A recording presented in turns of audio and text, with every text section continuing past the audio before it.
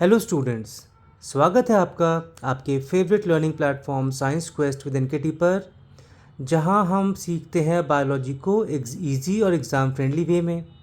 तो बच्चों, आज के इस वीडियो में हम कवर करने वाले हैं topic biological terms starting with alphabet T.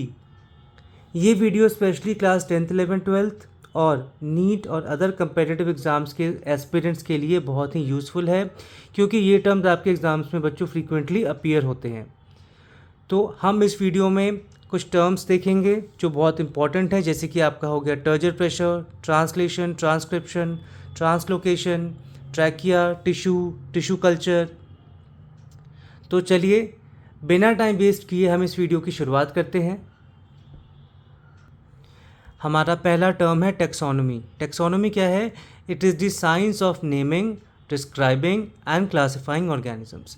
किसी भी ऑर्गेनिजम्स को क्लासिफाई करना, उसको डिस्क्राइब करना और उसको एक नाम देना, ये आपका जिस ब्रांच ऑफ बायोलॉजी में आता है दैट इज़ टेक्सोनोमी। तो टेक्सोनोमी बच्चों बायोलॉजी की ही वो ब्रांच है जो कि ऑर्गेनिजम्स को आइडेंटिफाई, उसका नोमेनक्लेचर और क्लासिफाई करने में हेल्प करती है। अब इसके कंपोनेंट्स क्या क्या हुए टेक्सोनोमी के? तो आइडेंटिफिकेशन सबसे पहला कंपोनेंट है, जिसमें कि ऑर्गेनिज्म को रिकॉग्नाइज किया जाता है, यानी कि पहचाना जाता है।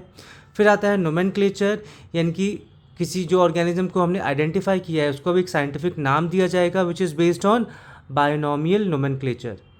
क्लासिफिकेशन की बात करें तो ऑर्गेनिजम्स को ग्रुप्स में अरेंज किया जाता है। तो ये तीन कंपोनेंट्स है टेक्सोनोमी के, आप लोग याद रखिएगा, आइडेंटिफिकेशन, नोमेनक्लेचर एंड क्लासिफिकेशन।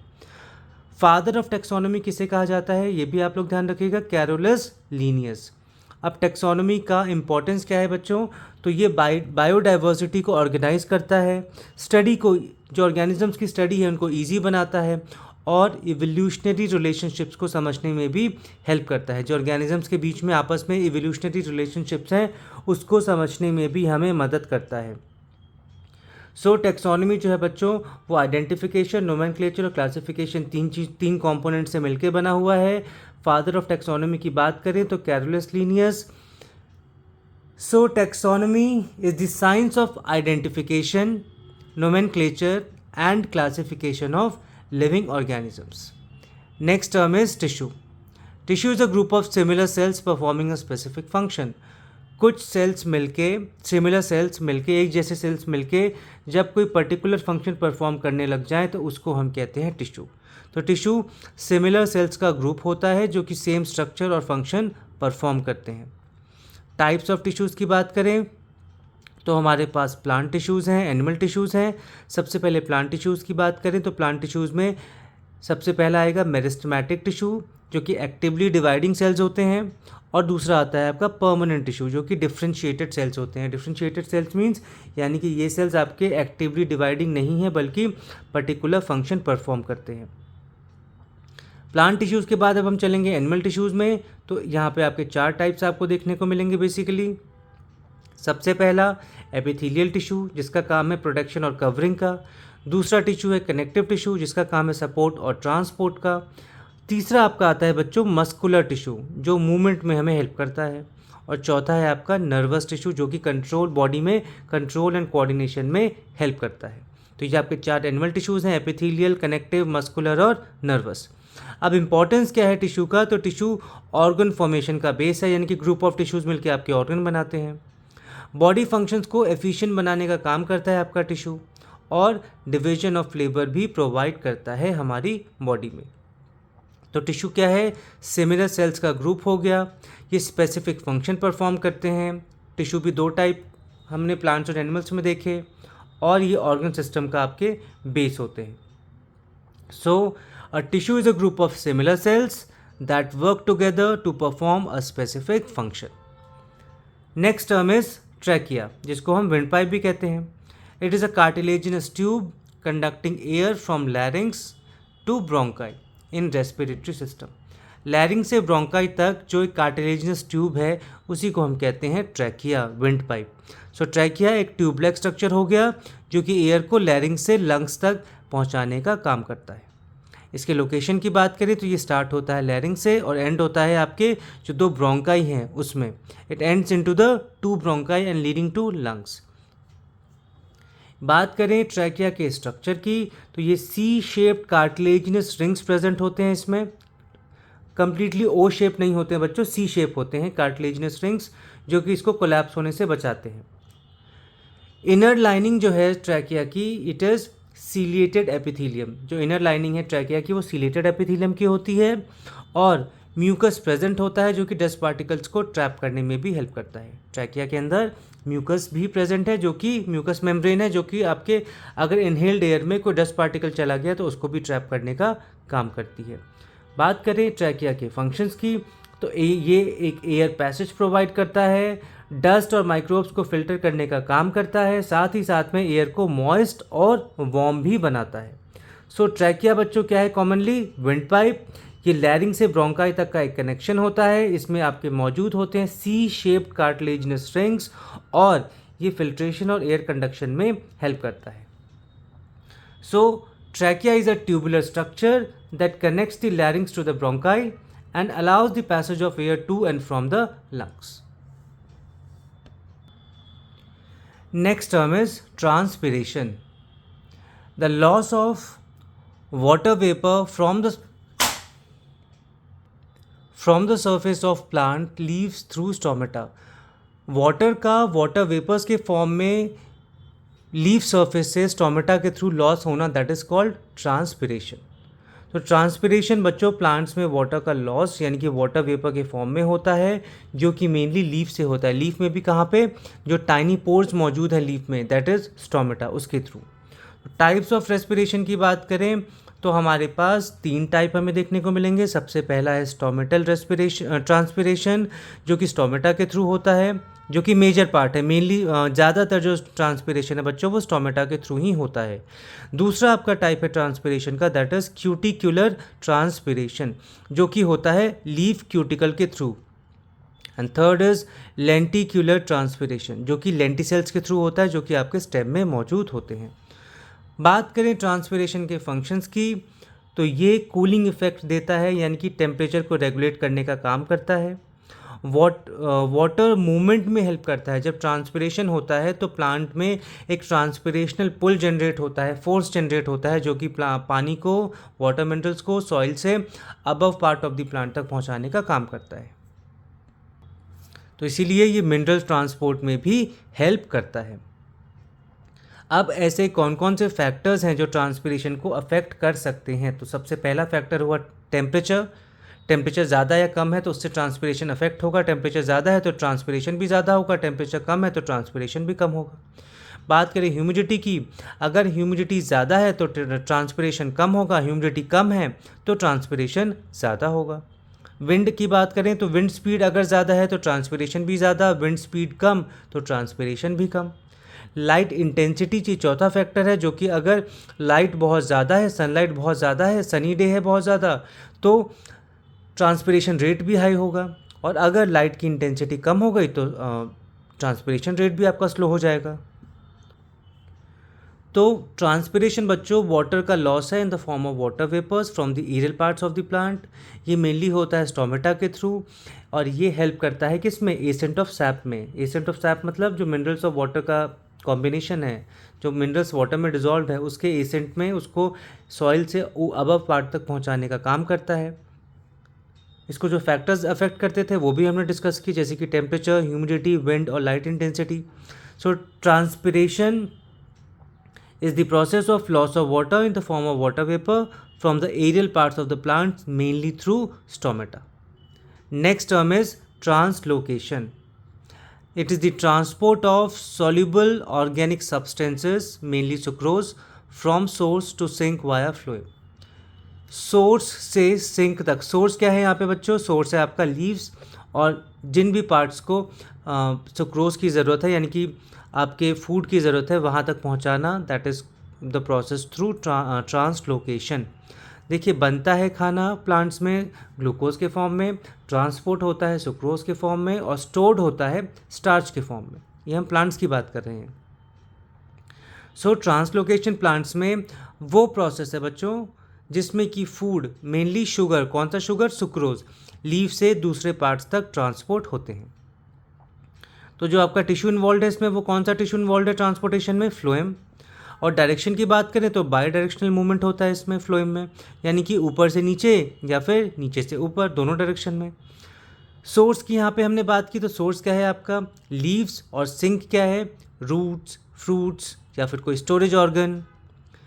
अगर हम इसके मैकेनिज्म की बात करें तो ये प्रेशर, इसमें हमें पढ़ने को मिलता है प्रेशर फ्लो हाइपोथेसिस, यानी कि प्रेशर फ्लो हाइपोथेसिस के थ्रू ट्रांसलोकेशन होता है, शुगर लोड होते हैं, फिर एक प्रेशर क्रिएट होता है और फूड फ्लो होता है फ्लोएम से।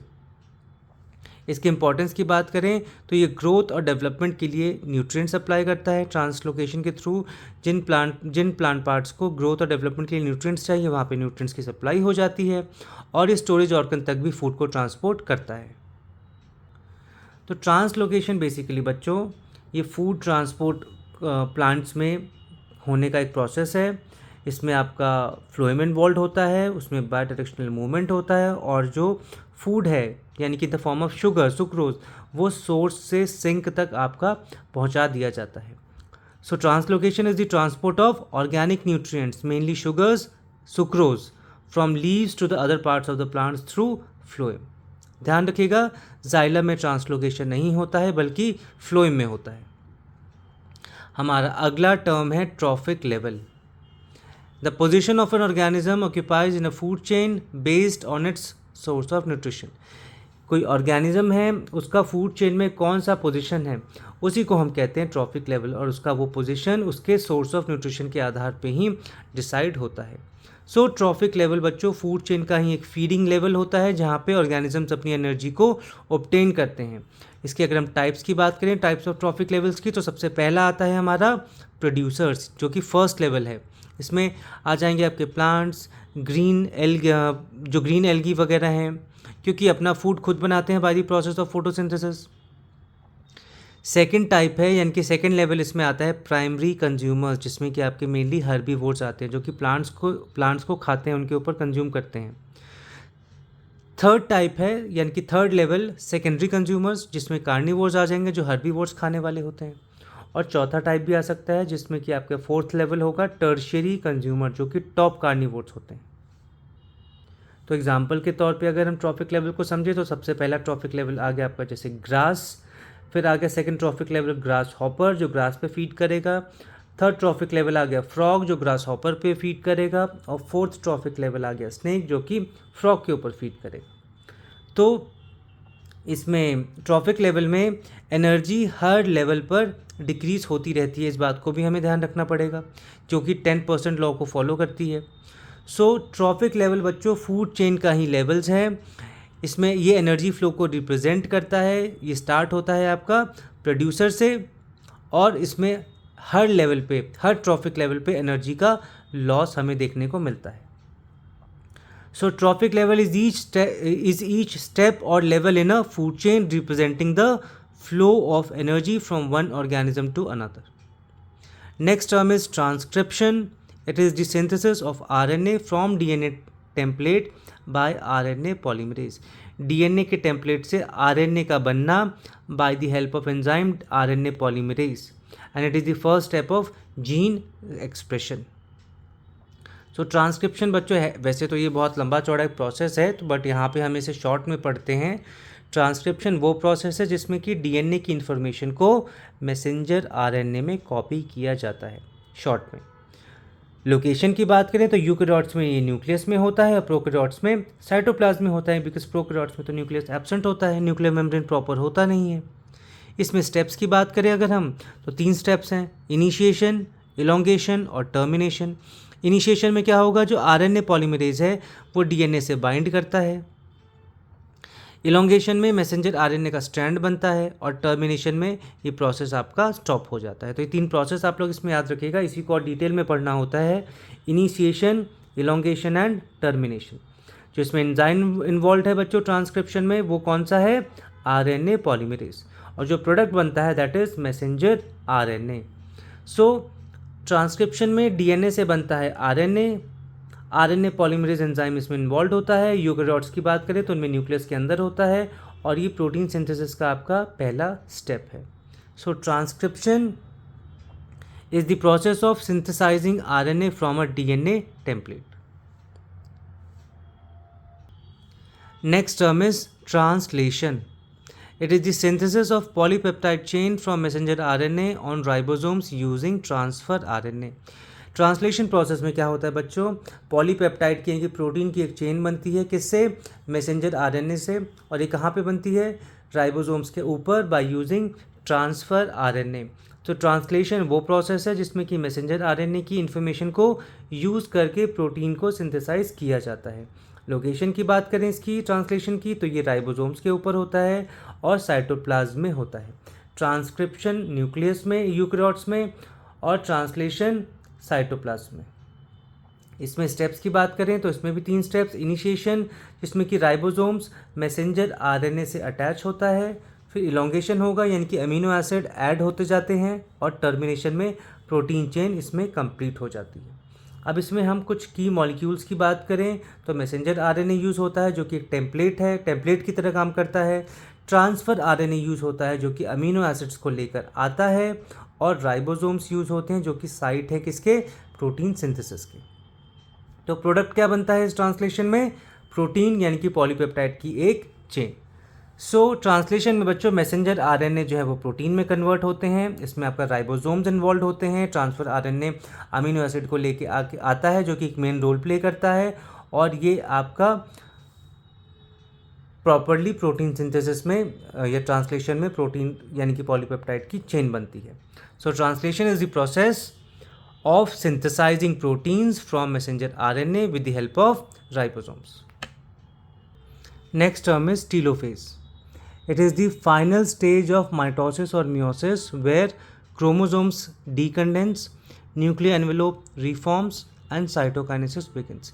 ये सेल डिवीजन का यानी कि मियोसिस माइटोसिस का वो फाइनल स्टेज है जहाँ पे कि क्रोमोसोम्स जो आपके कंडेंस हो गए थे अब वो डीकंडेंस हो जाएंगे क्रोमैटिन फाइबर्स में। न्यूक्लियर एनवेलोप जो कि डिसअपियर हो गया था वो वापस से बन जाएगा, और साइटोकाइनेसिस इसके बाद स्टार्ट हो जाती है। यहाँ पे कैरियोकाइनेसिस ओवर होगा, साइटोकाइनेसिस की शुरुआत हो जाएगी। सो टीलोफेज सेल डिवीजन का ही वो फाइनल स्टेज होता है जिसमें कि डॉटर न्यूक्लियाई फॉर्म होते हैं और सेल्स अपनी नॉर्मल स्टेट में वापस आने लगता है। इसके अकरेंस की बात करें तो ये आपके मियोसिस माइटोसिस के दौरान होता है। इवन मियोसिस में तो आपके 2 फेज़ होते हैं, तो वहाँ पे हमें 2 टीलोफेज देखने को मिलेंगे, टीलोफेज 1 और टीलोफेज 2। इसके अगर हम अंदर कुछ की इवेंट्स की बात करें तो क्रोमोसोम्स डीकंडेंस हो जाता है, ये भी हमने देखा। न्यूक्लियर मेम्ब्रेन दोबारा फॉर्म होने लग जाता है, यानी कि न्यूक्लियर मेम्ब्रेन न्यूक्लियर एनवेलोप का रीफॉर्म स्टार्ट हो जाता है। न्यूक्लियोलस रीअपियर होता है जो कि डिसअपियर हो गया था, और स्पिंडल फाइबर्स डिसअपियर होने लग जाते हैं क्योंकि सेल डिवीजन अब ओवर हो चुका है। तो रिजल्ट की अगर हम बात करें तो इसमें 2 डॉटर न्यूक्लियाई फॉर्म हो जाते हैं टीलोफेज के बाद। सेल डिवीजन कंप्लीट होने के करीब होता है, यानी कि साइटोकाइनेसिस प्रोसेस अब स्टार्ट हो चुका है। तो टीलोफेज बच्चों फाइनल स्टेज है सेल डिवीजन का। न्यूक्लियर मेम्ब्रेन इसमें रीफॉर्म होने लग जाते हैं, क्रोमोसोम्स रिलैक्स यानी कि डीकंडेंस हो जाते हैं, और साइटोकाइनेसिस टीलोफेज को फॉलो करता है। So telophase is the final stage of cell division in which 2 daughter nuclei are formed and the chromosomes begin to decondense. Next term is telomere. Telomere में क्या होता है? It is the repetitive nucleotide sequences at chromosome ends that protect DNA from degradation. ये nucleotide sequences का repetition है, chromosome के ends पे मौजूद होता है जो कि डीएनए को प्रोटेक्ट करता है किससे, डिग्रेडेशन से, यानी कि खराब होने से बचाता है। सो टीलोमियर बच्चों क्रोमोसोम्स के एंड्स पर या टिप्स पर प्रेजेंट रेपिटेटिव डीएनए सीक्वेंसेस होते हैं जो कि क्रोमोसोम्स को प्रोटेक्ट करने का काम करते हैं। तो उसका लोकेशन क्या हुआ, they are present at the ends of chromosome. अब इसके फीचर्स क्या हैं टीलोमियर के, तो ये नॉन कोडिंग रेपिटेटिव डीएनए हैं, ये कोई कोडिंग में पार्टिसिपेट नहीं करेंगे। हर सेल डिवीजन के साथ ये शॉर्ट होते चले जाते हैं और प्रोटेक्टिव कैप का काम करते हैं।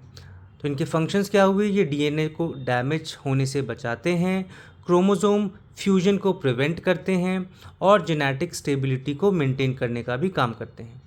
अब इसमें एंजाइम कौन सा इन्वॉल्व होगा बच्चों, तो टीलोमेरेज टीलोमियर की लेंथ को मेंटेन करता है। टीलोमेरेज एक एंजाइम है जो कि टीलोमियर की लेंथ को मेंटेन करने का काम करता है। सो टीलोमियर बच्चों इसमें क्या है, क्रोमोसोम्स के एंड पर प्रेजेंट होते हैं। ये रेपिटेटिव नॉन कोडिंग डीएनए है, प्रोटेक्शन और स्टेबिलिटी का काम करते हैं। और इसमें जो एंजाइम इन्वॉल्व है दैट इज टीलोमेरेज। टीलोमियर से ही नाम आया टीलोमेरेज। सो telomeres are repetitive nucleotide sequences present at the ends of chromosomes that protect them from damage and shortening. Next term is tropism. It is the directional growth movement of plant parts in response to unilateral stimulus. ये क्या है बच्चों आपका, ये एक directional growth है किसका, plant के पार्ट्स का, किसके रिस्पॉन्स में, किसी यूनिलेटरल स्टिमुलस के रिस्पॉन्स में, यानी कि ऐसा स्टिमुलस जो किसी एक पर्टिकुलर डायरेक्शन से आ रहा हो, जैसे कि फोटोट्रोपिज्म हो गया या फिर जियोट्रोपिज्म हो गया। फोटोट्रोपिज्म लाइट के थ्रू, जियोट्रोपिज्म ग्रेविटी के थ्रू। सो ट्रोपिज्म प्लांट का डायरेक्शनल ग्रोथ रिस्पॉन्स होता है जो कि किसी एक्सटर्नल स्टिमुलस के टुवर्ड्स या अवे होता है। टाइप ऑफ ट्रोपिज्म की बात करें तो सबसे पहले हम देखते हैं फोटोट्रोपिज्म, जो कि लाइट के डायरेक्शन में ग्रोथ करता है प्लांट। दूसरा जियोट्रोपिज्म ग्रेविटी के अकॉर्डिंग होता है, ग्रेविटी के अकॉर्डिंग ग्रोथ होगा, वो जियोट्रोपिज्म हो गया। तीसरा हो गया हाइड्रोट्रोपिज्म, जो कि वाटर की तरफ ग्रोथ को शो करता है। और चौथा हो गया आपका थिग्मोट्रोपिज्म, जो टच के रिस्पॉन्स में ग्रोथ को शो करे। तो टोटल 4 टाइप्स हमने देखे, फोटोट्रोपिज्म, जियोट्रोपिज्म, हाइड्रोट्रोपिज्म और थिग्मोट्रोपिज्म। अब ट्रोपिज्म भी 2 टाइप के हो गए बच्चों, पॉजिटिव और नेगेटिव। पॉजिटिव ट्रोपिज्म स्टिमुलस की तरफ ग्रोथ को शो करते हैं, नेगेटिव ट्रोपिज्म स्टिमुलस से दूर। जैसे कि अगर लाइट की तरफ शो कर रहे हैं तो पॉजिटिव फोटोट्रोपिज्म, लाइट से दूर तो नेगेटिव फोटोट्रोपिज्म। सो ट्रोपिज्म बच्चों डायरेक्शनल ग्रोथ मूवमेंट होता है प्लांट्स में, ये एक्सटर्नल स्टिमुलस से रिलेटेड होता है। हम इसमें टाइप्स देखे, फोटोट्रोपिज्म, जियोट्रोपिज्म, हाइड्रोट्रोपिज्म और थिग्मोट्रोपिज्म। और ट्रोपिज्म भी 2 टाइप्स के हो गए आपके, जैसे कि पॉजिटिव और negative. So, tropism is the directional growth movement of a plant in response to an external stimulus. Our next term is turgor pressure. It is the pressure exerted by the cell contents, यानी कि cytoplasm के द्वारा pressure लगाया जाता है against the cell wall. Cytoplasm जब cell wall के ऊपर प्रेशर लगाए that is called turgor pressure. और ये प्रेशर क्यों लगा रहा है, due to the water entering the cell by osmosis. जो वाटर सेल के अंदर आता जा रहा है उसकी वजह से सेल का साइटोप्लाज्म सेल के ऊपर प्रेशर अप्लाई करता, सेल वॉल के ऊपर प्रेशर अप्लाई करता है और इसी प्रेशर को हम कहते हैं टर्जर प्रेशर। तो टर्जर प्रेशर बच्चों वो प्रेशर होता है जो कि सेल सैप यानी कि वैक्यूल का जो फ्लूइड है सेल वॉल पर एक्सर्ट करता है, क्योंकि मोस्ट ऑफ द वॉल्यूम तो सेल वैक्यूल ही ऑक्यूपाई करके रखता है प्लांट सेल में। सो इट इज़ द, ये वो प्रेशर हो गया आपका जो कि सेल सैप या सेल वॉल पर एक्सर्ट करता है, जिसकी वजह से प्लांट सेल्स फर्म और रिजिड रहते हैं। अभी होगा कहाँ पे, तो ये मेनली प्लांट सेल्स में हमें देखने को मिलता है, स्पेशली वैक्यूल्स के द्वारा। मैकेनिज्म की अगर हम बात करें टर्जर प्रेशर की, तो वाटर सेल में एंटर करता है वाया ऑस्मोसिस, इससे वैक्यूल स्वेल करता है और सेल वॉल पर प्रेशर पड़ता है जो कि टर्जिडिटी को, जिससे कि टर्जिडिटी डेवलप हो जाती है। टर्जर प्रेशर की अगर हम फंक्शंस की बात करें तो ये प्लांट्स को रिजिडिटी और सपोर्ट देता है, लीव्स और स्टेम को अपराइट रखता है, स्टोमेटल ओपनिंग क्लोजिंग में ये आपका हेल्प करता है। सो टर्जर प्रेशर बच्चों सेल सैप का प्रेशर है ओवर दी या ऑन दी सेल वॉल। ये ऑस्मोसिस से रिलेटेड होता है, क्योंकि जब ऑस्मोसिस होगा यानी कि प्लांट्स सेल में पानी अंदर की तरफ आएगा तभी आपका टर्जर प्रेशर डेवलप होगा। प्लांट्स को रिजिडिटी मेंटेन करने में हेल्प करता है टर्जर प्रेशर, और ये बेसिकली टर्जर प्रेशर वैक्यूल्स के द्वारा लगाया जाता है over the cell wall. So turgor pressure is the pressure exerted by the cell contents against the cell wall due to water entry by osmosis. Next term is tachycardia. Tachycardia क्या है बच्चों, it is an abnormally rapid heart rate normal से थोड़ा ज़्यादा हो जाए that is called tachycardia, usually over 100 beats per minute. 1 minute में जो नॉर्मल हार्ट बीट है वो 72 टाइम्स होती है, लेकिन अगर वो 100 से ज़्यादा हो जाए that condition will be called as tachycardia. तो टैकीकार्डिया कंडीशन है जिसमें कि हार्ट रेट नॉर्मल से ज़्यादा फास्ट हो जाता है। अब नॉर्मल जो है वो आपका नॉर्मल पर्सन का अगर देखा जाए तो 60 से 100 के बीच में रहना चाहिए। अगर कोई आइडियली तो 72 है, लेकिन अगर कोई फिज़िकल एक्टिविटी ज़्यादा कर रहा है तो उसका 72 यानी कि 72 से ज़्यादा भी हो सकता है। बट टैकीकार्डिया वाली कंडीशन में तो 100 से भी ज़्यादा 100 को भी एक्सीड कर जाता है, तो उस केस में हम जो कंडीशन मेडिकल कंडीशन अराइज होती है दैट इज़ कॉल्ड टैकीकार्डिया। अब इसके कारण क्या है, तो ये स्ट्रेस या एंजाइटी की वजह से हो सकता है, एक्सरसाइज की वजह से भी हो सकता है, बहुत ज़्यादा ही एक्सरसाइज कर रहे हैं अगर आप नॉन स्टॉप, फीवर की वजह से हो सकता है, कोई हार्ट में प्रॉब्लम्स आ गई हार्ट डिसऑर्डर्स की वजह से, या फिर एक्सेस कैफीन का भी अगर आप कंज्यूम कर रहे हैं तो। अब इसके इफ़ेक्ट्स क्या होंगे, तो पैल्पिटेशंस देखने को मिलेगा, यानी कि फास्ट हार्ट बीट फील होने लग जाएगी, डिजीनेस होगा, फटीग हो जाएगा, सीवियर केसेस में तो हार्ट कॉम्प्लिकेशंस भी देखने को इसमें टैकीकार्डिया में आपके मिलते हैं। तो टैकीकार्डिया मतलब इंक्रीज्ड हार्ट रेट, यानी कि 100 बीट्स पर मिनट से भी ज़्यादा। फिजियोलॉजिकल या पैथोलॉजिकल हो सकता है आपका टैकीकार्डिया, ये आपके हार्ट फंक्शन से भी रिलेटेड है। So it is a condition in which the heart rate exceeds the normal resting rate, usually above 100 beats per minute in adults. हमारा अगला टर्म है thyroid gland. It is an endocrine gland located in the neck that produces thyroxine and triiodothyronine। T4 को यानी कि thyroxine को बच्चों tetra iodothyronine भी कहा जाता है, और दूसरा हार्मोन हो गया आपका triiodothyronine to regulate metabolism, growth and development. तो ये आपका एक एंडोक्राइन ग्लैंड है जो कि नेक में प्रेजेंट होता है, और ये आपके हार्मोन्स प्रोड्यूस करता है, थायरोक्सिन और यानी कि T4 और T3, जो कि आपके बॉडी के मेटाबॉलिज्म, ग्रोथ और डेवलपमेंट को रेगुलेट करता है। सो थायराइड ग्लैंड एक एंडोक्राइन ग्लैंड हुआ जो कि मेटाबॉलिज्म को रेगुलेट करने वाले हार्मोन्स को सिक्रीट करता है। इसके लोकेशन की बात करें तो ये नेक रीजन में है, यानी कि लैरिंग्स के जस्ट बिलो, यानी कि लैरिंग्स के बिल्कुल नीचे होता है।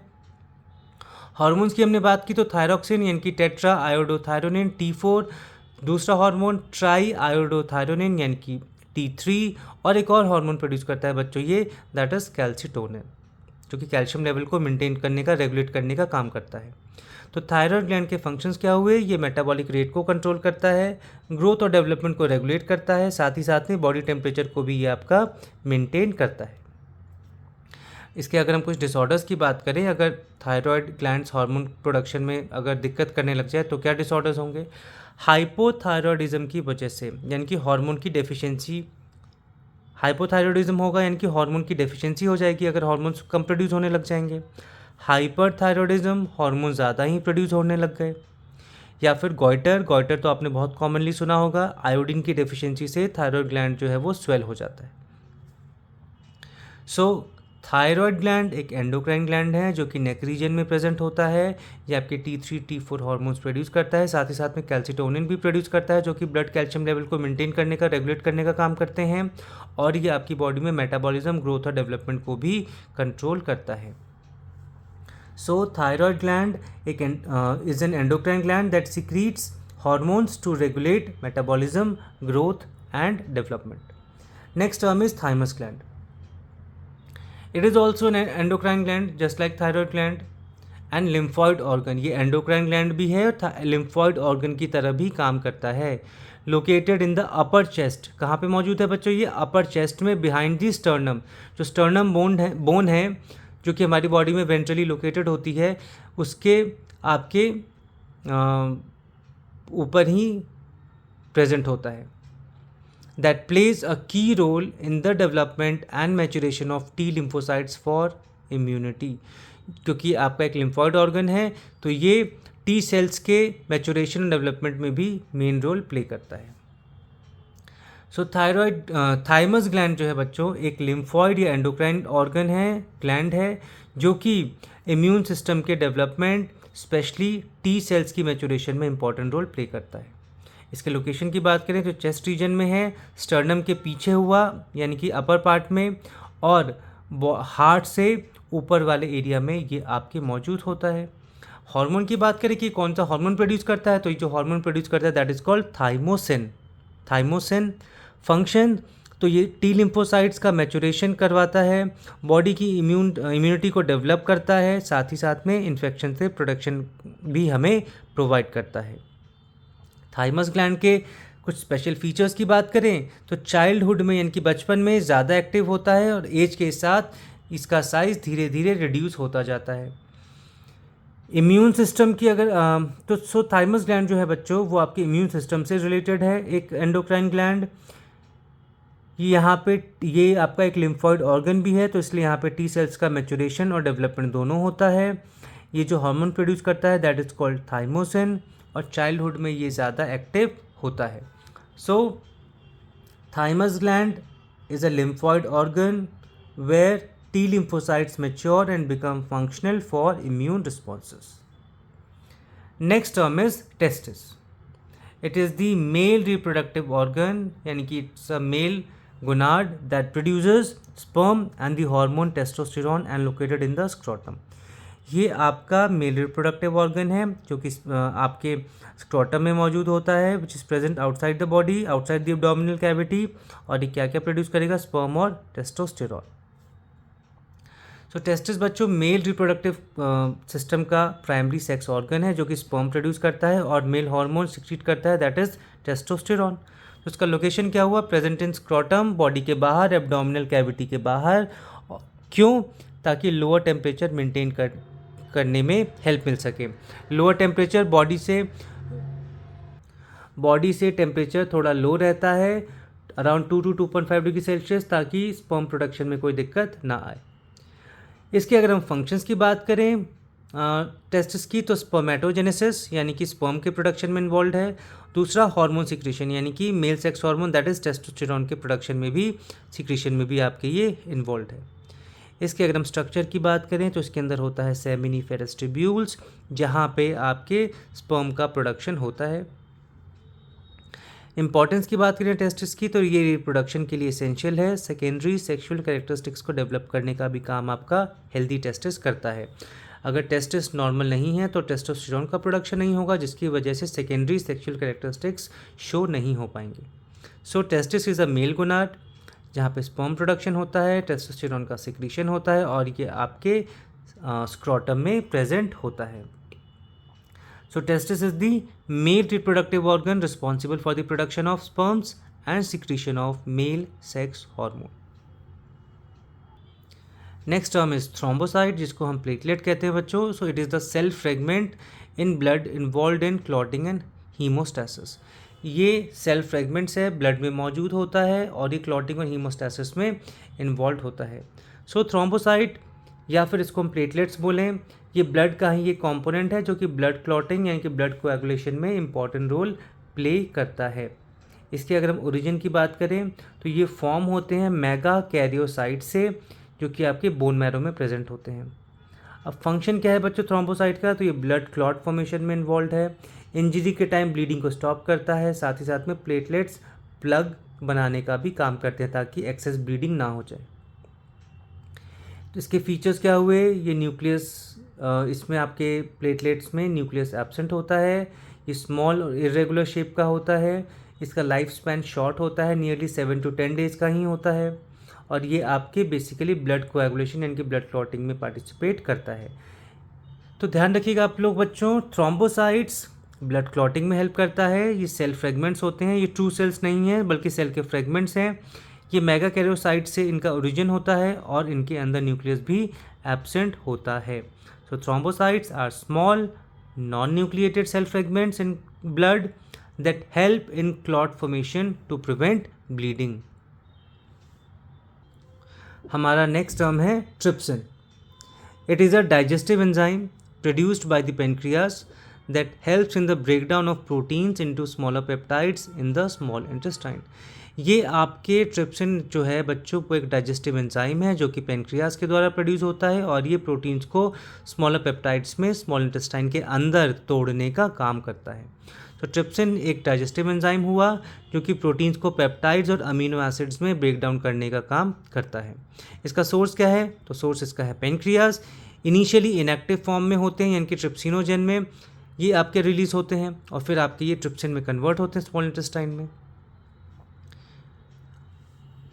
जो पेनक्रियाटिक आपके एंजाइम्स हैं बच्चों, उनके एक्टिवेशन के लिए आपका बाइल जूस भी लगता है, क्योंकि बाइल जूस जो है वो स्मॉल इंटेस्टाइन के ड्यूडेनम पोर्शन को एल्कलाइन बनाता है, बेसिक मीडियम प्रोवाइड करता है, जिसकी वजह से वहाँ पे आपके पेनक्रियाटिक एंजाइम्स प्रॉपरली फंक्शन कर पाते हैं। एक्टिवेशन की बात करें तो ये आपके स्मॉल इंटेस्टाइन में एंजाइम एक्टिवेट हो जाता है ट्रिप्सिनोजन कन्वर्ट किस में हो जाएगा, ट्रिप्सिन में। तो इसका साइट ऑफ एक्शन क्या हुआ ट्रिप्सिन का बच्चों, स्मॉल इंटेस्टाइन। अब इसके फंक्शंस क्या हैं, तो ये प्रोटीन को डाइजेस्ट करता है, फर्दर एंजाइम्स को एक्टिवेट करने में भी हेल्प करता है। सो ट्रिप्सिन एक प्रोटीन डाइजेस्टिंग एंजाइम है जो कि पेनक्रियास से आपके सिक्रीट होता है। ये इसका जो इनएक्टिव फॉर्म है वो होता है ट्रिप्सिनोजन, और ये स्मॉल इंटेस्टाइन में एक्टिव फॉर्म यानी कि ट्रिप्सिन में कन्वर्ट हो जाता है। So trypsin is a proteolytic enzyme that digest proteins into smaller peptides in small intestine. Next term is tetany. Tetany क्या है बच्चों, it is a condition characterized by involuntary muscle spasm and cramps usually due to low calcium levels in the blood. यानी कि blood के अंदर अगर hypocalcemic condition generate हो जाए, ब्लड कैल्शियम लेवल गिर जाए, कम हो जाए, तो हमारे मसल्स में मस्कुलर स्पैज्म यानी कि अकड़न और क्रैम्प्स वगैरह हमें देखने को मिल सकते हैं, जिसको हम टिटनी कहते हैं। सो टिटनी एक कंडीशन है जिसमें कि मसल्स में इनवॉलंटरी स्पैज्म यानी कि सडन कॉन्ट्रैक्शंस होते हैं, यूजली लो कैल्शियम लेवल की वजह से। तो इसका कारण क्या हुआ, हाइपोकैल्सीमिया यानी कि low calcium ion levels often related to dysfunction of parathyroid gland. Parathyroid gland के डिसफंक्शनिंग की वजह से भी आपका टिटनी कंडीशन जनरेट हो सकती है, क्योंकि पैराथायरॉयड ग्लैंड भी है आपका बच्चों थायरोकैल्सिटोनिन जो कि आपका थायरॉयड ग्लैंड के द्वारा प्रोड्यूस होता है, उसके साथ पैराथायरॉयड हार्मोन मिलके ब्लड कैल्शियम लेवल को रेगुलेट करने का काम करते हैं। तो इस केस में क्या हो जाता है आपका, अगर कैल्शियम का लेवल कम हो गया यानी कि पैराथायरॉयड ग्लैंड प्रॉपरली फंक्शन नहीं कर रहे हैं, तो टिटनी कंडीशन जनरेट हो जाती है। इसके सिम्टम्स क्या क्या हमें देखने को मिलेंगे बॉडी में, मसल क्रैम्प्स होंगे, ट्विचिंग होगा, टिंगलिंग सेंसेशन होगा, यानी कि अजीब तरीके से हमें उस पर्टिकुलर एरिया में पर्टिकुलर मसल्स में टिंगलिंग होगा, गुदगुदी जैसी होगी या कुछ चुभने जैसा महसूस होगा जैसे चींटियाँ काट रही हो, या फिर सीवियर केसेस में स्पैज्म यानी कि एकदम अकड़ जाएगा, वो पर्टिकुलर मसल बिल्कुल अकड़ जाएगा। मैकेनिज्म की बात करें अगर टिटनी में, तो लो कैल्शियम लेवल अगर होगा ब्लड में तो नर्व एक्साइटेबिलिटी इंक्रीज हो जाएगी और मसल्स ईजिली कॉन्ट्रैक्ट होने लगते हैं। तो जब मसल्स इजीली कॉन्ट्रैक्ट होंगे तो मस्कुलर स्पैज्म इसमें देखने को हमें मिलेगा। सो टिटनी में बच्चों मसल स्पैज्म होता है, ये होता है किस वजह से, लो कैल्शियम लेवल्स की वजह से, और साथ ही साथ में इसमें पैराथायरॉयड ग्लैंड का भी इन्वॉल्वमेंट देखा जाता है, क्योंकि पैराथायरॉयड ग्लैंड कैल्शियम लेवल्स को रेगुलेट करने का काम करते हैं। और इसमें नर्वस एक्साइटेबिलिटी इंक्रीज हो जाएगी जिससे कि मसल्स ईजीली कॉन्ट्रैक्ट करेंगे और अल्टीमेटली मस्कुलर स्पैज्म हमें देखने को मिलेगा।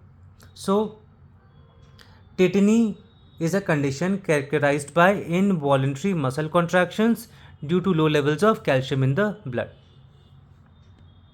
नेक्स्ट टर्म है टिटेनस, जो कि टिटनी से ही मिलता जुलता है बट दोनों में अंतर है। ये एक सीरियस इन्फेक्शियस कंडीशन है, सीरियस इन्फेक्शियस डिजीज़ है caused by the bacterium Clostridium tetani and leading to muscle stiffness and painful spasm. इसमें भी बच्चों मसल स्पैज्म ही होगा, लेकिन ये एक बैक्टीरिया के द्वारा होता है। टिटनी किसी बैक्टीरिया के द्वारा नहीं बल्कि लो ब्लड कैल्शियम लेवल की वजह से होता है। सो टिटेनस एक सीरियस इन्फेक्शियस डिजीज़ है जो कि नर्वस सिस्टम को अफेक्ट करता है और सीवियर मसल स्टिफनेस और स्पैज्म कॉज करता है। तो उसका कारण क्या हुआ, it is caused by bacterium Clostridium tetani, और ये यूजली कंटैमिनेटेड वूंड से बॉडी में एंटर करता है। सिम्टम्स क्या इसमें हमें देखने को मिलेंगे, इसमें भी सिम्टम्स मसल स्टिफनेस यानी कि स्पेशली लॉक, इसमें जो स्पेशली जो जॉ है वो आपका कैसा हो जाएगा, लॉक जॉ हो जाता है, यानी कि जो जॉ है जबड़ा है मुंह का वो अकड़ जाएगा, बिल्कुल हिलेगा नहीं। सो पेनफुल मसल स्पैज्म होते हैं इसमें, और डिफ़िकल्टी होती है स्वेलोइंग में, यानी कि फूड या पानी को स्वेलो करने में प्रॉब्लम होगा। अब आपका जबड़ा जो है, मैक्सिला और मैंडिबल जो बोन्स है वो तो अकड़ गए, तो वहाँ पे प्रॉपरली आपको वो मूवमेंट नहीं शो करेंगे। जब मूवमेंट नहीं शो करेंगे तो आपको स्वेलो करने में फिर दिक्कत होने लग जाएगी। तो इसका प्रिवेंशन क्या होता है कि इसमें वैक्सीनेशन लिया जाता है और प्रॉपर जहाँ चोट लगी है उसको केयर किया जाएगा, यानी कि प्रॉपर वुंड केयर किया जाएगा। टिटेनस में अगर हम मैकेनिज्म की बात करें तो बैक्टीरिया टॉक्सिन्स को रिलीज़ करेंगे और नर्वस सिस्टम को अफेक्ट करते हैं, जिससे कि अनकंट्रोल्ड मसल कॉन्ट्रैक्शन हमें देखने को मिलता है। सो बच्चों, टिटेनस एक बैक्टीरियल डिजीज़ है जो कि नर्वस सिस्टम को अफेक्ट करती है। इसमें मसल रिजिडिटी और स्पैज़म हमें देखने को मिलेगा and it is preventable by vaccine. So tetanus is a bacterial disease caused by the toxins that affect the nervous system, leading to muscle stiffness and spasm. Our next term is totipotency. It is the ability of a single cell to divide and produce all differentiated cell types of an organism. एक single cell जब सारे differentiated cell types को बना सके, उस ability को हम कहते हैं, उस काबिलियत को हम क्या बोलेंगे? टोटीपोटेंसी, जो कि हमें देखने को मिलता है किसके द्वारा? जाइगोट या फिर प्लांट एक्सप्लांट्स के द्वारा। सो टोटीपोटेंसी सेल्स की वो एबिलिटी होती है जिसमें कि एक सिंगल सेल पूरे ऑर्गेनिज्म को डेवलप कर सकता है। प्लांट्स में अगर हम बात करें तो प्लांट सेल्स जनरली टोटीपोटेंट होते हैं। टिश्यू कल्चर टेक्निक्स में इसका यूज़ होता है। इसकी अगर हम एग्जांपल की बात करें तो जैसे जाइगोट है, फर्टिलाइज्ड है, वो पूरा एक ऑर्गेनिज्म बना सकता है। प्लांट सेल्स के अंदर हमने बात की जो कि सूटेबल कंडीशंस में आपके टोटीपोटेंट सेल्स क्या करते हैं? पूरा प्लांट का पार्ट्स बना सकते हैं। तो इसका इंपॉर्टेंस क्या होगा? ये रीजनरेशन को पॉसिबल करता है। क्लोनिंग और प्लांट प्रोपगेशन में यूज़ है इसका, यानी कि टिश्यू कल्चर में इसका यूज़ है, और जेनेटिक इंजीनियरिंग में इसको बहुत ही हेल्पफुल माना जाता है। सो टोटीपोटेंसी में क्या है बच्चों? कंप्लीट ऑर्गेनिज्म डेवलप करने की एबिलिटी है। जाइगोट टोटीपोटेंट है, प्लांट्स में भी ये कॉमन है, साथ ही साथ में टिश्यू कल्चर में इसका हमें एप्लीकेशंस देखने को मिलता है। So totipotency is the ability of a single cell to divide and develop into a complete organism. Next term is transgenic. It refers to an organism that has been genetically modified by introducing a gene from another species using genetic engineering techniques. ये एक ऐसा organism है, transgenic organism, animal जो कि या plants जो कि genetically modified है। कैसे मॉडिफाई हुआ? हमने इसके अंदर दूसरे स्पीशीज़ का जीन को इंट्रोड्यूस किया है bye genetic engineering techniques. So transgenic organism बच्चों वो ऑर्गेनिज्म हुआ जिसमें कि एक या ज़्यादा जीन्स किसी दूसरे ऑर्गेनिज्म के से ट्रांसफ़र करके इंट्रोड्यूस किया गया हो। इसमें प्रोसेस क्या हमें देखने को मिलता है? तो डिज़ायर्ड जीन को पहले आइडेंटिफाई किया जाएगा, देन जीन को वेक्टर यानी कि प्लाज्मिड में इंसर्ट किया जाएगा, फिर होस्ट ऑर्गेनिज्म में इसको ट्रांसफ़र किया जाएगा और उसके बाद एक्सप्रेशन को कंफर्म किया जाएगा। सो एग्जांपल्स अगर हम बात करें ट्रांसजेनिक की तो बीटी कॉटन एक इंसेक्ट रेजिस्टेंट कॉटन है, या फिर ट्रांसजेनिक माइस जो कि रिसर्च पर्पस के लिए यूज़ किया जाता है, या फिर गोल्डन राइस जो कि विटामिन ए एनरिच्ड राइस होते हैं। इसके इंपॉर्टेंस की बात करें तो एग्रीकल्चर में इसका इंपॉर्टेंस है, यानी कि पेस्ट रेजिस्टेंट में या फिर हाई यील्डिंग क्रॉप्स में। मेडिसिन में बात करें तो इंसुलिन प्रोडक्शन में, ग्रोथ हार्मोन्स के प्रोडक्शन में। रिसर्च में बात करें तो जीन रेगुलेशन स्टडीज़ में ट्रांसजेनिक एनिमल्स का यूज़ किया जाता है। सो ट्रांसजेनिक जो है बच्चों ये जीन्स हैं from one species into the another species. Recombinant DNA technology को इसमें यूज़ किया जाता है जो कि जेनेटिक इंजीनियरिंग का ही पार्ट है। और इसका इम्पॉर्टेंस या यूज़ हमें कहाँ कहाँ देखने को मिलता है? एग्रीकल्चर में, मेडिसिन में, रिसर्च एप्लीकेशंस में। So transgenic organism is one that contains one or more genes from another species introduced through genetic engineering. Next term is thermoregulation. It is the process by which an organism maintains its internal body temperature within a stable range despite external environmental changes. ये एक process है जिसमें कि कोई भी organism जो कि regulation को शो करता है वो अपनी बॉडी का इंटरनल टेम्परेचर मेंटेन कर सकता है चाहे एक्सटर्नल एनवायरनमेंट में कैसा भी कितना भी चेंज हो। सो थर्मोरेगुलेशन बॉडी का ही वो प्रोसेस हुआ जिसमें कि इंटरनल बॉडी टेम्परेचर को कांस्टेंट रखा जाता है चाहे एक्सटर्नल टेम्परेचर चेंज होता रहे। मैकेनिज्म की बात की जाए कि कैसे होता है तो हीट प्रोडक्शन के थ्रू, यानी कि मसल शिवरिंग होगा, मेटाबॉलिक एक्टिविटीज़ के थ्रू जिसमें हीट एनर्जी डेवलप होगी, प्रोड्यूस होगी, हीट लॉस के थ्रू, एक तो हीट प्रोडक्शन हो गया, दूसरा हो गया हीट लॉस के थ्रू यानी कि स्वेटिंग के थ्रू, वैसोडाइलेशन के थ्रू यानी कि जिसमें ब्लड वेसल्स हमारी वाइडन अप हो जाएंगी, वाइड चौड़ी हो जाएंगी, या फिर आपके पैंटिंग इन एनिमल्स के थ्रू। अब इसमें आपके ऑर्गन्स कौन कौन से डेवलप होते हैं बच्चों थर्मोरेगुलेशन में? तो हाइपोथैलेमस जो कि बॉडी का थर्मोस्टैट है, बॉडी का हमारे बॉडी का जो हीट है उसको रेगुलेट करने का काम करता है। स्किन जो कि आपके जिसमें आपके प्रेजेंट है स्वेट ग्लैंड्स और ब्लड वेसल्स। मसल्स शिवरिंग के थ्रू आपके थर्मो रेगुलेशन में इन्वॉल्व होते हैं। तो थर्मो रेगुलेशन की अगर हम बात करें तो बेसिकली बच्चों इसमें दो टाइप्स हमें देखने को मिलेंगे, एक होगा एंडोथर्म्स, एक होगा एक्टोथर्म्स। जो एंडोथर्म्स होते हैं वो रेगुलेट करते हैं टेम्परेचर को इंटरनली, यानी कि ह्यूमन, इसमें आ जाएंगे आपके मैमल्स और बर्ड्स। एक्टोथर्म्स वो होते हैं जो कि डिपेंड करते हैं एनवायरनमेंट पे, यानी कि इसमें आ जाएंगे आपके रेप्टाइल्स और एम्फीबियंस। सो थर्मो रेगुलेशन में आ जाते हैं आपको क्या होता है बच्चों, it is the maintenance of constant body temperature, जो कि अगर हम बात करें ह्यूमन बींग्स में तो ये हाइपोथैलेमस के द्वारा कंट्रोल होता है। हीट प्रोडक्शन और लॉस मैकेनिज्म इसमें इन्वॉल्व है। इसमें हमने दो टाइप्स देखे, एंडोथर्म और ectotherm. So thermo regulation is the process by which organisms maintain a stable internal body temperature despite changes in the external environment. Next term is taproot. It is the main central root that grows vertically downward and gives rise to smaller lateral roots. ये एक ऐसा main central root है जो कि downward यानी कि towards the gravity grow करता है और इसी से आपके छोटे छोटे लेटरल रूट्स भी ग्रो करते हैं। सो टैप रूट वो मेन रूट होता है जो कि डायरेक्टली डाउनवर्ड ग्रो करता है और सेकेंडरी रूट्स यानी कि लेटरल रूट्स इसी से निकलते हैं। इसके कैरेक्टरिस्टिक्स क्या क्या हुए, तो ये मेन रूट थिक और लॉन्ग होता है, लेटरल रूट्स ब्रांच इससे आपके निकलते हैं और ये यूजुअली डाइकॉट प्लांट्स में हमें देखने को मिलता है। मोनोकॉट में ज़्यादातर फाइब्रस रूट्स होते हैं। फंक्शंस की बात करें अगर हम टैप रूट की, तो ये एंकरेज का काम करता है, सपोर्ट प्रोवाइड करता है, एब्जॉर्ब करने में हेल्प करता है वाटर और मिनरल्स को, और साथ ही साथ में स्टोरेज का भी, फूड स्टोरेज का भी आपका काम करता है। जैसे कि कुछ प्लांट्स कैरेट और रेडिश में जो टैप रूट है वही फूड स्टोरेज का काम भी कर रहे हैं। सो टैप रूट हमें किस किस में देखने को मिलता है, आप लोग ये याद रखिएगा बच्चों, कैरेट में, रेडिश में, मैंगो में, पी में यानी कि मटर में। So tap root main vertical root होता है, इससे सेकेंडरी रूट्स निकलते हैं, इसमें सेकेंडरी रूट प्रेजेंट होते हैं। ये मेनली या कॉमनली डाइकॉट में देखने को मिलता है और कुछ प्लांट्स में फूड स्टोरेज का भी काम करता है, जैसे कि कैरेट और रेडिश हो गए। So tap root is a primary root that grows vertically downward and give rise to lateral roots.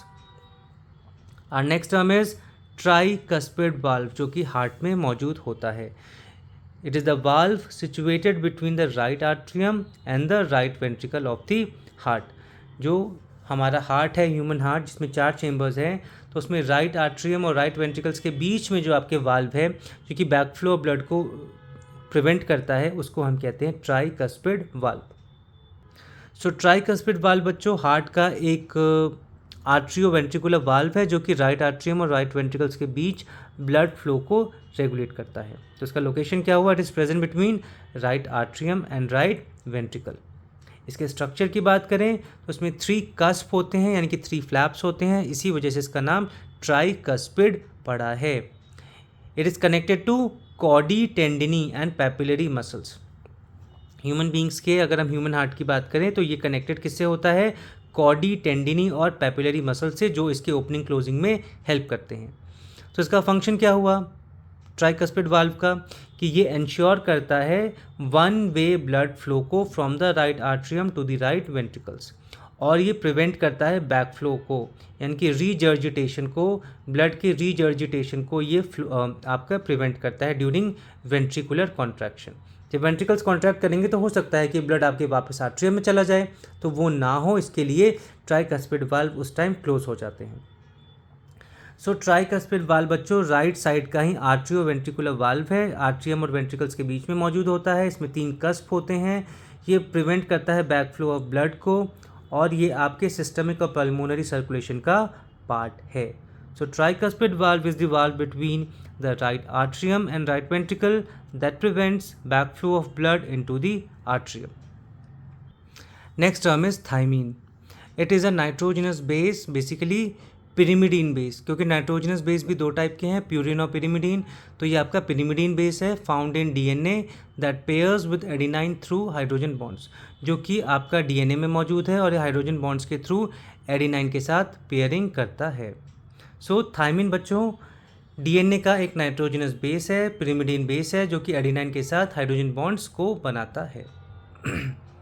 Sorry, thymine adenine के साथ ज्वाइन करता है थ्रू हाइड्रोजन बॉन्ड्स। तो इसका लोकेशन क्या हुआ, थायमीन प्रेजेंट होता है आपका सिर्फ और सिर्फ डीएनए में, और अगर हम आरएनए की बात करें तो उसमें ये रिप्लेस हो जाता है किसके द्वारा, यूरेसिल के द्वारा।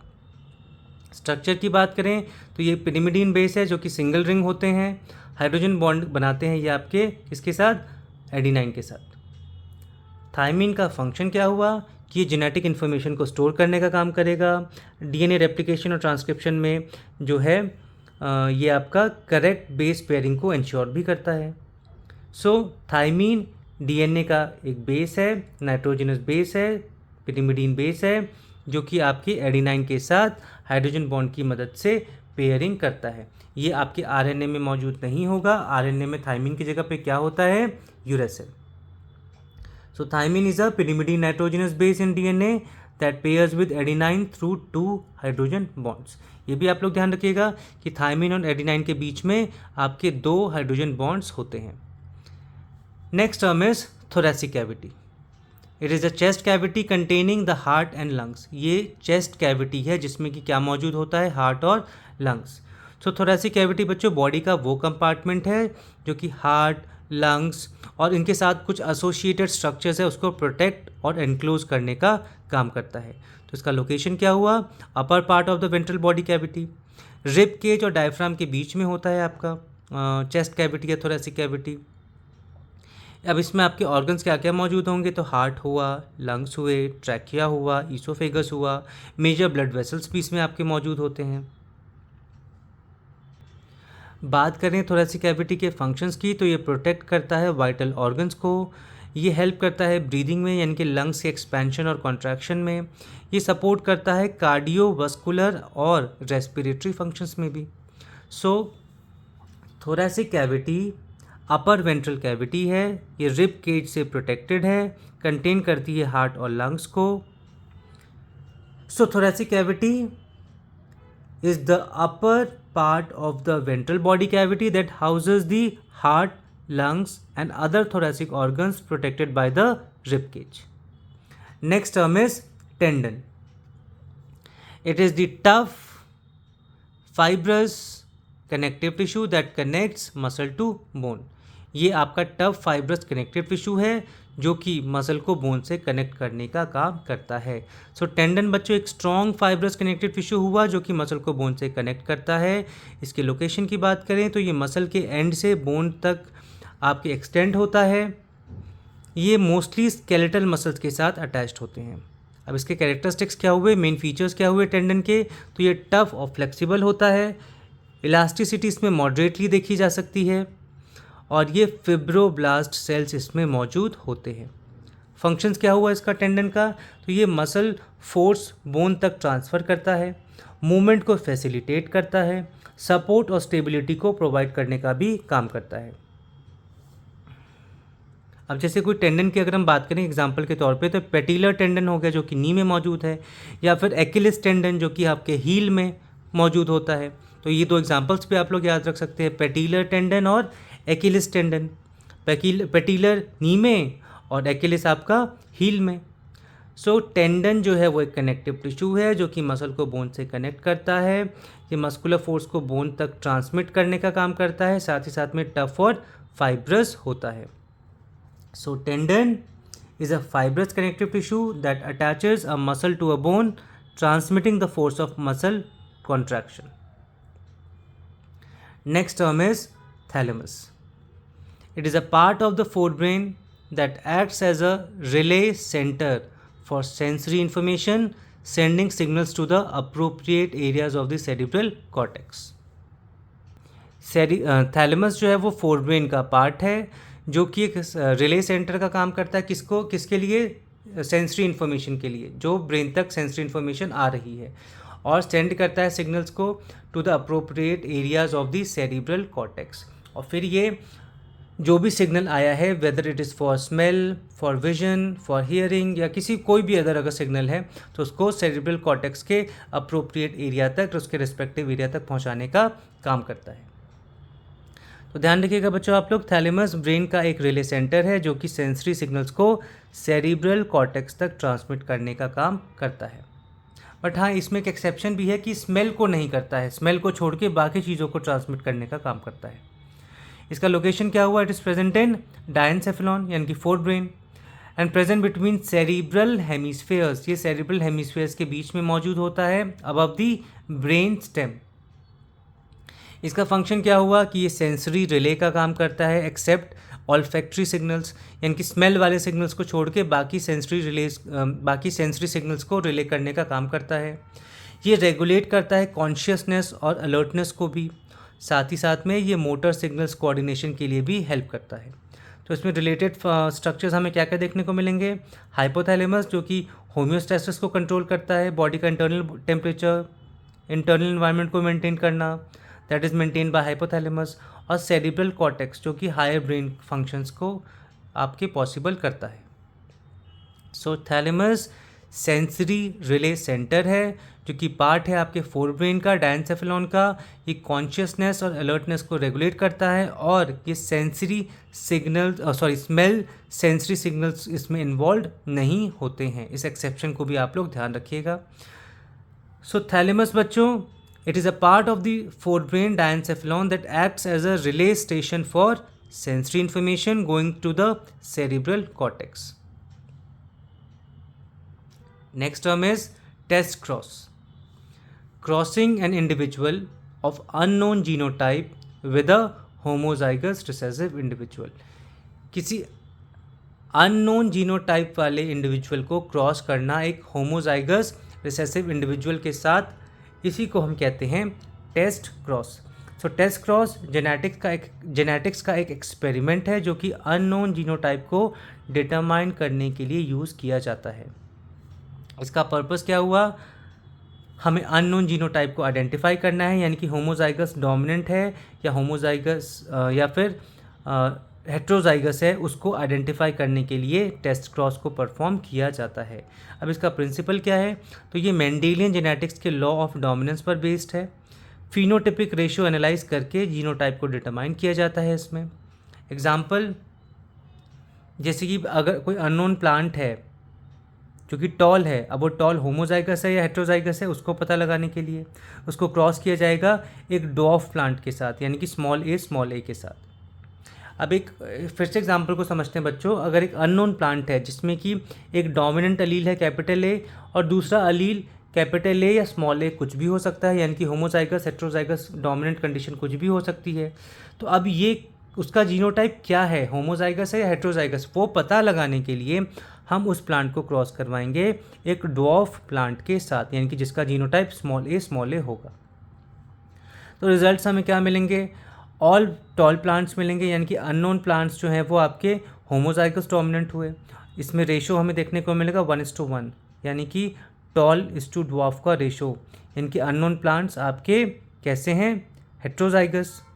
तो दो रिजल्ट्स हमें देखने को मिल सकते हैं। अगर सारे के सारे टॉल हैं तो इसका मतलब अननोन प्लांट होमोजाइगस डोमिनेंट है, यानी कि जो अननोन प्लांट था उसका जो जीनोटाइप है वो कैपिटल ए होगा।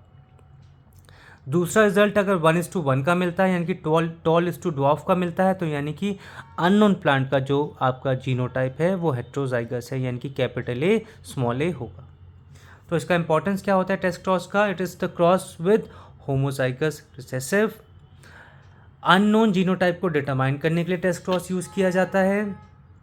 It is based on Mendel's dominance law, और इसमें आपके फिनोटिपिक रेशो से इसको इन्फ्रेंस इसका निकाला जाता है। So test cross is a cross between an individual with an unknown genotype and homozygous recessive individual to determine the unknown genotype. हमारा अगला टर्म है trisomy. It is a genetic condition in which an organism has 3 copies of a particular chromosome. Normally 2 copies होती हैं आपकी particular chromosome की, लेकिन इसमें 3 मिलेंगी। तो ये आपका केस किस में देखने को मिलता है, डाउन सिंड्रोम में। सो ट्राइसोमी बच्चों एक जेनेटिक कंडीशन हो गया जिसमें कि एक क्रोमोसोम का एक्स्ट्रा कॉपी प्रेजेंट होता है, यानी कि टोटल 3 कॉपीज़ हो जाती हैं इंस्टेड ऑफ नॉर्मल 2। अब इसका कारण क्या है, नॉन डिसजंक्शन ड्यूरिंग मियोसिस के दौरान क्रोमोसोम्स प्रॉपरली सेपरेट नहीं होते हैं तो ट्राइसोमी कंडीशन अराइज होती है, या फिर गैमीट्स में एक्स्ट्रा क्रोमोसोम आ जाता है।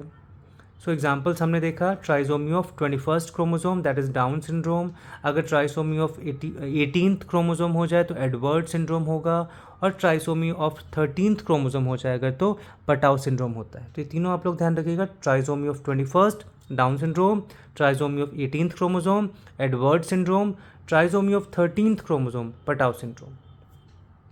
अब इसके इफेक्ट क्या हमें देखने को मिलेंगे, तो फिजिकल और मेंटल एब्नॉर्मेलिटीज़ ट्राइसोमी में देखने को मिलेगा, डेवलपमेंटल डिलेज होंगे, प्रॉपर जो पर्सन है उसका डेवलपमेंट ढंग से नहीं हो पाएगा, हेल्थ कॉम्प्लिकेशंस भी होंगे डिपेंडिंग ऑन क्रोमोसोम इन्वॉल्व, कौन सा क्रोमोसोम इन्वॉल्व है उसकी वजह से उस पर्सन में हेल्थ कॉम्प्लिकेशंस भी हमें देखने को मिल सकते हैं।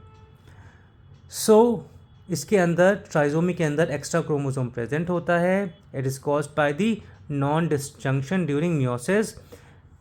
ट्राइसोमी 21st जो है वो बहुत ही ज़्यादा कॉमन हमें देखने को मिलती है इनकी डाउन सिंड्रोम, और ये आपका एक जेनेटिक डिसऑर्डर है। सो ट्राइसोमी बच्चों is the presence of an extra chromosome in a diploid organism resulting in 3 copies of a particular chromosomes. Next term is tidal volume. It is the amount of air inhaled or exhaled during a normal relaxed breath. Normal breathing के दौरान जो हम air inhale exhale कर रहे हैं उसी को हम कहते हैं टाइडल वॉल्यूम। एडल्ट्स में इसको मेजर करें तो पर ब्रेथ 500 ml होता है। सो टाइडल वॉल्यूम वो अमाउंट ऑफ एयर है जो कि नॉर्मल रिलैक्स्ड ब्रीदिंग के दौरान लंग्स में इनहेल और एक्सहेल होता है। नॉर्मल वैल्यूज़ की हमने आपको बताई थी कि एडल्ट ह्यूमन में नियरली 500 ml पर ब्रेथ होता है।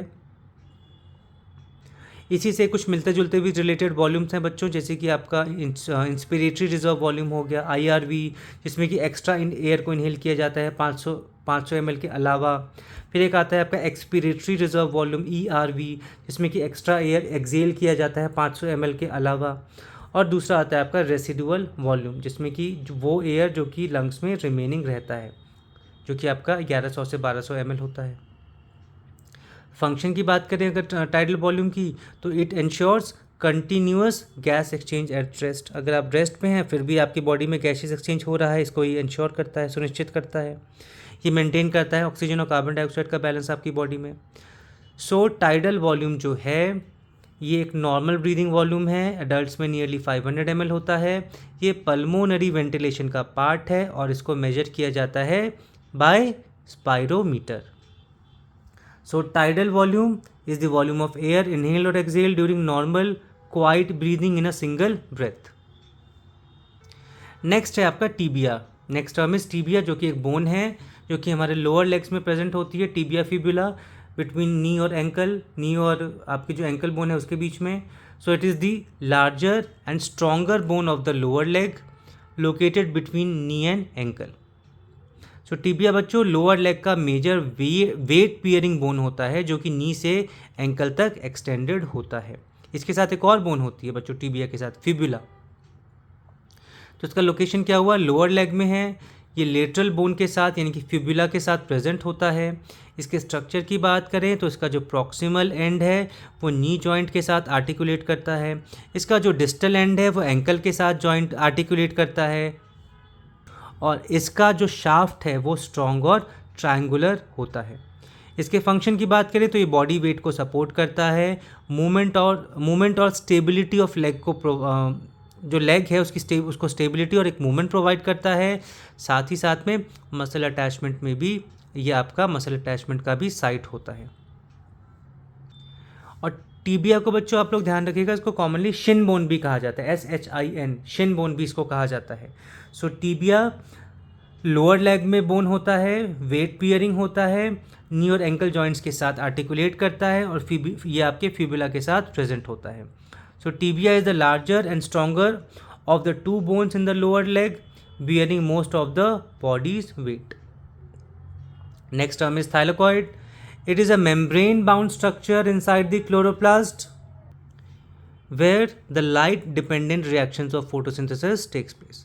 ये membrane-bound structure है जो कि क्लोरोप्लास्ट में मौजूद होता है और यहाँ पे आपके जो light-dependent reactions हैं वो आपके होते हैं, यानी कि जो लाइट रिएक्शन है फोटोसिंथेसिस के वो आपके थाइलेकॉइड्स में होते हैं। तो थाइलेकॉइड बच्चों प्लांट्स में क्लोरोप्लास्ट का मेम्ब्रेन बाउंड सैक है जहाँ पे कि light dependent reactions of photosynthesis होता है। तो इसका लोकेशन क्या हुआ कि एक क्लोरोप्लास्ट में प्रेजेंट है, स्ट्रोमा के अंदर स्टैक्ड होते हैं जिसको हम ग्रैना या ग्रैनम कहते हैं। इसके स्ट्रक्चर की बात करें तो ये फ्लैटेंड डिस्क लाइक होते हैं आपके thylakoids. Membrane contains chlorophyll and other pigments, इसके जो मेम्ब्रेन है थाइलाकोइड के वो उसमें क्लोरोफिल और अदर पिगमेंट्स मौजूद होते हैं। It is surrounded by stroma जो कि आपके थाइलाकोइड्स को सराउंड करके रखता है। फंक्शंस की बात करें थाइलाकोइड्स की तो लाइट एनर्जी कैप्चर करता है फोटोसिंथेसिस के दौरान। एटीपी और एनएडीपीएच का फॉर्मेशन यहीं पे होता है। साथ ही साथ में ऑक्सीजन का इवोल्यूशन भी, आपका जो फोटोलिसिस ऑफ वाटर जब होता है तो ऑक्सीजन भी इवोल्यूशन यहीं से होता है। थाइलाकोइड्स का जब स्टैक, मतलब हम एक के ऊपर एक थाइलाकोइड्स को जब अरेंज करते हैं तो उसको क्या कहा जाता है, ग्रैना। और जिस फ्लूइड से ये आपके सराउंडेड होते हैं उस फ्लूइड को हम कहते हैं, उस मैट्रिक्स को हम कहते हैं स्ट्रोमा। सो थाइलाकोइड बच्चों साइट है किसका, लाइट डिपेंडेंट रिएक्शंस का। क्लोरोफिल पिगमेंट्स इसमें प्रेजेंट होते हैं, ये आपके क्लोरोप्लास्ट में मौजूद होगा और यहीं पे आपके एटीपी यानी कि एडिनोसिन ट्राइफॉस्फेट और NADPH nicotinamide adenine dinucleotide phosphate आपके प्रोड्यूस होते हैं, जो कि हाई एनर्जी कंपाउंड्स हैं, जो कि आपके फिर एंटर करेंगे डार्क रिएक्शंस में। So thylakoid is a flattened membrane bound sac in chloroplast where light dependent reactions of photosynthesis takes place. Next term आता है हमारा trichomes. Trichomes are the fine outgrowth or appendages on plants that reduces water loss. ये पतले पतले root hairs की तरह appendages होते हैं आपके प्लांट्स के ऊपर, जो कि वाटर लॉस को रोकने का काम करते हैं। सो ट्राइकोम्स बच्चों प्लांट्स के हेयर लाइक आउटग्रोथ होते हैं, जो कि लीव्स और स्टेम की सर्फेस पर प्रोटेक्टिव रोल प्ले करते हैं। मोस्टली एपिडर्मिस पे होंगे, लीव्स, स्टेम, समटाइम्स फ्रूट्स पे भी आपके ये मौजूद होते हैं। इनके अगर हम टाइप्स की बात करें ट्राइकोम्स की तो दो टाइप्स हमें देखने को मिलेंगे, ग्लैंडुलर ट्राइकोम्स और नॉन ग्लैंडुलर ट्राइकोम्स। जो ग्लैंडुलर होंगे वो सिक्रीट करेंगे कोई सब्सटेंस जैसे कि एसेंशियल ऑयल्स।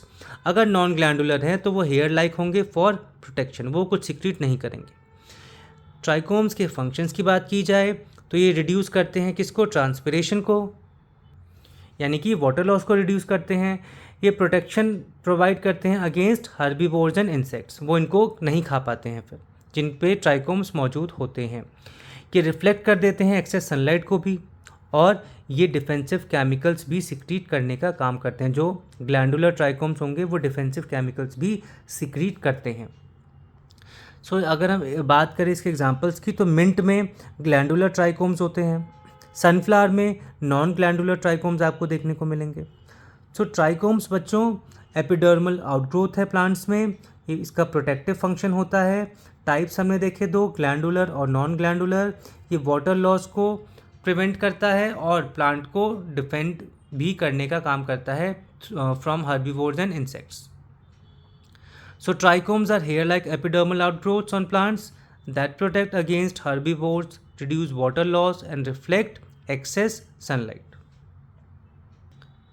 हमारा नेक्स्ट टर्म है बच्चों अब थर्मोफिलिक। थर्मोफिलिक कौन से ऑर्गेनिजम्स होते हैं? Those organisms that thrive at relatively high temperatures, usually between 45 degree centigrade to 80 degree centigrade और हायर। ऐसे ऑर्गेनिजम्स जो बहुत ही हाई टेम्परेचर पे आपके सर्वाइव कर पाते हैं, usually between 45 to 80 degree centigrade या फिर इससे भी ज़्यादा, 80 डिग्री सेंटीग्रेड से भी ज़्यादा अगर टेम्परेचर पे कोई ऑर्गेनिज्म सर्वाइव करते हैं तो उनको हम कहते हैं थर्मोफिलिक। एग्जाम्पल आर्किया, जो कि हॉट स्प्रिंग्स में आपके सर्वाइव करते हैं, ये आपके मोनिरा किंगडम में आते हैं। सो थर्मोफिलिक ऑर्गेनिजम्स बच्चों वो माइक्रो ऑर्गेनिजम्स होते हैं जो कि हाई टेम्परेचर एनवायरनमेंट्स में सर्वाइव और ग्रो कर सकते हैं। अब इनके हैबिटाट्स क्या क्या होंगे? Hot springs, geothermal soils, compost heaps या फिर हाइड्रोथर्मल वेंट्स। इनके कैरेक्टरिस्टिक्स क्या हमें देखने को मिलेंगे? तो optimal growth at high temperatures, high temperatures पे भी प्रॉपरली अच्छे से ग्रो कर पाते हैं। इनके पास हीट स्टेबल एंजाइम्स होते हैं जो कि इनको हाई टेम्परेचर्स पे सर्वाइव करने में मदद करते हैं। Adapted cellular structures to prevent protein denaturation, इनके जो सेलुलर स्ट्रक्चर्स हैं वो अडेप्टेड है हाई टेम्परेचर्स के लिए, ताकि इनके बॉडी में जो प्रोटीन है वो डीनेचर्ड ना हो जाए, एंजाइम्स डीनेचर्ड ना हो जाए। तो इनका इंपॉर्टेंस क्या है, इनका महत्व क्या है हमारी ज़िंदगी में। इंडस्ट्रियल एंजाइम्स में इनको यूज़ किया जाता है, यानी कि Taq polymerase for PCR. Biotechnological applications हैं इनका, साथ ही साथ में study of extremophiles in ecology and evolution में भी। एग्जाम्पल की बात करें थर्मोफिलिक ऑर्गेनिजम्स की, तो थर्मस एक्वाटिकस, जिससे टैग पॉलीमरेज एंजाइम हम पीसीआर के लिए एक्सट्रैक्ट करते हैं। तो एक हो गया हमारा थर्मस एक्वाटिकस। एक और एग्जाम्पल इसमें हमें देखने को मिलता है बच्चों, पायरोकोकस फ्यूरियोसस। I repeat, पायरोकोकस फ्यूरियोसस। सो थर्मोफिलिक जो है बच्चों, they are heat loving micro organisms. Philic word का मतलब ये हो गया लविंग, थर्मो का मतलब हो गया टेम्परेचर। तो ये हीट लविंग और माइक्रो ऑर्गेनिजम्स हैं जो कि ग्रो करते हैं above 45 degree centigrade. They produce heat stable enzymes, और इनका इंडस्ट्रियल और बायोटेक्नोलॉजिकल इंपॉर्टेंस हमें देखने को मिलता है।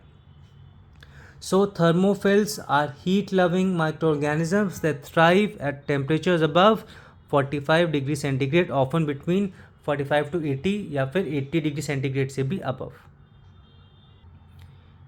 Next term is tendril. It is a slender coiling structure in plants, जो कि मॉडिफाइड लीफ और स्टेम होता है आपका tendril, that helps them climb and support themselves, जो कि हेल्प करता है मॉडिफाइड लीफ और स्टेम को क्लाइंब और सपोर्ट करने में, प्लांट को सपोर्ट प्रोवाइड करने में। सो टेंड्रिल प्लांट्स का ही वो स्लेंडर कॉइलिंग स्ट्रक्चर है जो कि सपोर्ट के लिए किसी ऑब्जेक्ट या प्लांट को ग्रैस्प करता है। इसकी लोकेशन है ओरिजिन की बात करें तो it can be modified stem, जैसे कि आपके कसकटा में हमें देखने को मिलता है, या फिर it can be modified leaf और लीफलेट, जो कि हमें पी या मटर या फिर ग्रेप वाइन में देखने को मिलता है।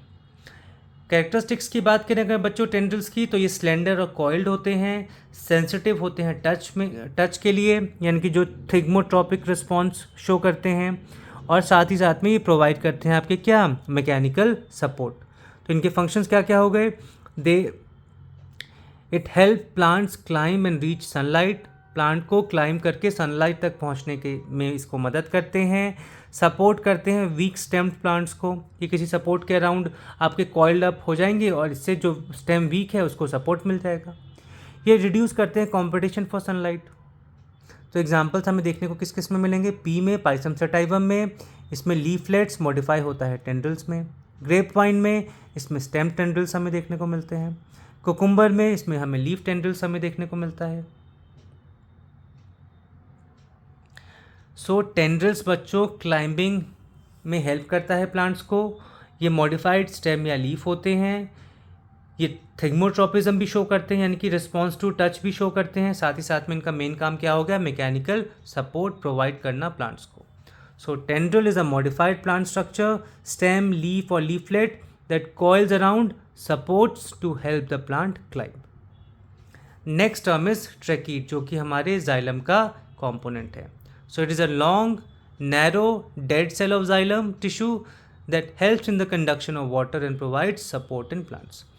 ये एक लॉन्ग नैरो डेड सेल है जाइलम टिश्यू का, जो कि हेल्प किसमें करता है, कंडक्शन ऑफ वाटर में, और प्लांट्स को सपोर्ट भी प्रोवाइड करता है। ट्रैकीड्स और वेसल्स मेनली इसमें वाटर कंडक्शन में हेल्प करते हैं।